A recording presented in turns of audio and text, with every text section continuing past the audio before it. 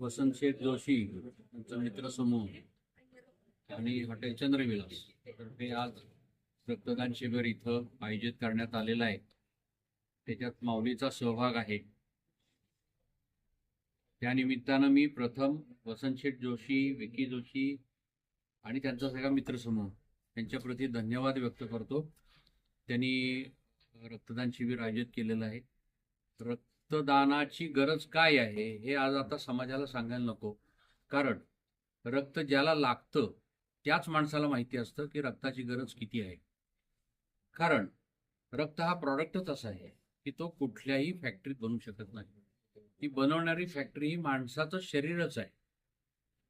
माणसाच्या शरीराशिवाय दुसरी फॅक्टरी नाही. आणि ती फॅक्टरी म्हणजे अशा तऱ्हेनं कृत्रिम रक्त हे अजून लाख नाही 2 लाख वर्षे गेलं तरी निघणार नाहीये.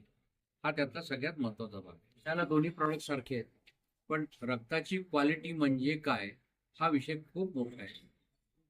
म्हणजे त्याच्याविषयी मी अर्धा तास सुद्धा बोलू शकेन. पण प्रामुख्यानं मी सांगेन की माऊली रक्तपेढी रक्ताच्या क्वालिटीविषयी 0 कॉम्प्रोमाइज करणार. 0 त्याच्याविषयी कॉम्प्रोमाइज नाही. आणि ते सगळं सांभाळून आज माऊली त्याच्या कुठलाही उजवा डावा भाव करत नाही.